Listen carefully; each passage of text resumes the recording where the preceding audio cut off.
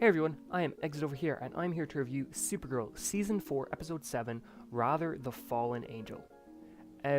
So this episode was all about Supergirl and Manchester Black more teaming up, and we had a lot of John development, we had a lot of Lena development, and we had a lot of further developments on the story with Agent Liberty and James Olsen. So there will be heavy spoilers for the episode from this point on.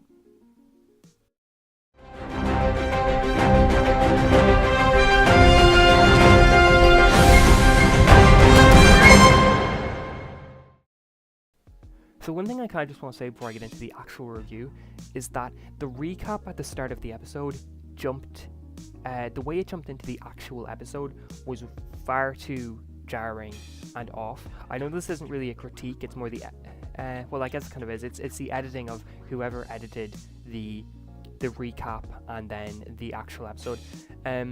The music from the recap, not only did it carry into the episode itself, but there was no fade to black between a recap scene and an episode scene, so it would jump from a scene from last episode with the same music and everything right into police cars driving. And the way that the first couple scenes were cut, it was very quick cut, as if it was actually a recap itself. So it took me until we actually got to see the first Manchester Black scene that I was like, this isn't the recap anymore, this is the actual episode. So that's something that they probably really should have changed. It didn't take away from the episode, it's just something that I think could have been done a bit better. But yeah, and this episode really developed Kara and Manchester Black working together, and a lot of scenes in this episode were focused on the two characters working together, and Kara deciding if the lengths Manchester goes to are too much, if she can really work with him, because he's much more like a Green Arrow type of vigilante, where he's going around shooting agents of liberty, or children of liberty, sorry. He's breaking people's jaws. And she learns from Alex during the episode that the children of liberty that went missing from Thanksgiving night were probably killed by Manchester.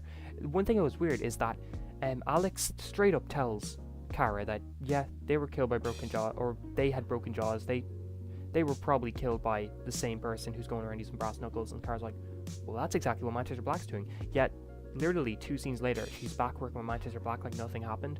I'm wondering if maybe that was meant to imply that she didn't think that Manchester killed the Children of Liberty, or she did think, because it really seemed like it was implying she did think that. So I find it weird that they went back to her working with him again, although it didn't really matter because they all kind of split apart. I'm a little annoyed that they split Manchester Black apart from everyone else this soon. I would like a good few episodes of them kind of working together as a team, and then they're like, you know what, Manchester, we don't play by your rules, so why don't you get the hell out of here? But no, they didn't do that.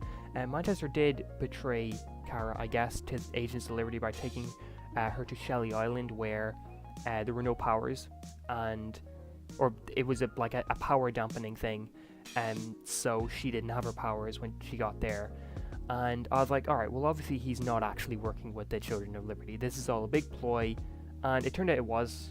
Surprise, surprise. But I thought that whole sequence was great. Manchester, Supergirl, and Guardian all working together, essentially. They were working together, but they weren't working together. But the whole scene of them all fighting in different parts was really great. The whole mini Lena arc, it was my least favorite part of the episode, but that's not a slant against it either, because it actually was still really enjoyable. I liked the whole, morality of it, that she wanted somebody who isn't a hero. She wanted somebody who didn't care if something died or not, which I guess, was saying you don't care if a spider dies or not, or you don't care if a human dies or not, is a pretty big jump. But I still like that. And the guy, Adam, we didn't get a second name, so I can't tell if he's from the comics or anything like that. He might be. I know there was a guy in Smallville who was kind of like this, called Adam in the early seasons, so he could be the same character. But it was interesting, and it ended up that Adam did die towards the end. But I have a feeling he's going to come back. He was injected with that serum stuff. We saw all of his veins go black, so I think he's going to come back as some sort of superpowered character. Whether he is going to be a hero or a villain, we'll wait and see, because I highly doubt he's going to come out as this morally grey, or not this morally grey, this just morally ambiguous guy who doesn't care if people live or die. No, he's going to come out as either a villain or a hero. I have a feeling though that since he was created by Lena, it's going to turn out that he's a villain, just because it seems that every time something's connected to the Luthor family in these shows, it always ends up that they're the bad guy. So it'll be interesting to see where this goes. But yeah, it was a nice little side story, and I can't wait to see where this goes. The episode ends with, well, it doesn't end, but towards the end, Jean confronts Manchester, and he's like, "You betrayed Supergirl. You betrayed me. You know, you lied to me about all this." I thought that was a bit odd because he didn't really betray Supergirl. Yes, he didn't inform her about the whole plan that he had in place, but he still got her out of there before anything bad could happen, before the island could blow up, and he still took down pretty much the entire compound of the Children of Liberty. I'm sure that that's kind of all the Children of Liberty gone now. You know, because we saw that Ben towards the end was pretty damn angry with the whole thing. When he was watching on the laptop, he was like, it looked like he thought that was everybody that was on his side done. So I don't know. I know that he probably should have informed Kara about the whole situation, but it's not like it's completely on him, you know, because he did do a pretty big thing for everybody.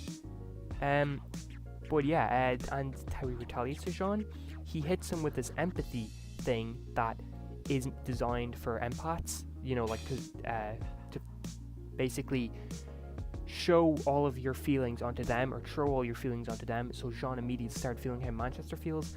That was cool, and I can't wait to see if they develop this more. They might not. It might just have been something for Manchester to get away. But the way Jean was crying towards the end of the episode made me feel like he was definitely affected by this, and he was way more emotional than he wants to admit. And also, I want to mention how Jean was wearing his detective stuff when he came into the dinner at Kara's. That was pretty damn great. I love that. But yeah, that's kind of all I want to talk about. I'm just trying to think if there's anything else I need to talk about. The James scenes were good. He was being held prisoner, and Tom again turns out to be a good guy and helps James escape by giving him a shield. And that was good. It's good. It was good to see James suit up properly again, because we don't see him much as Guardian. But I like that this was a storyline they were going with James. It was something different, something outside of him just being Guardian. So yeah, that was fun. So this episode was again good. I would give it a 8.5 out of 10. So thank you very much for watching, and if you enjoyed this video, please consider liking and subscribing. Thank you, and have a great day.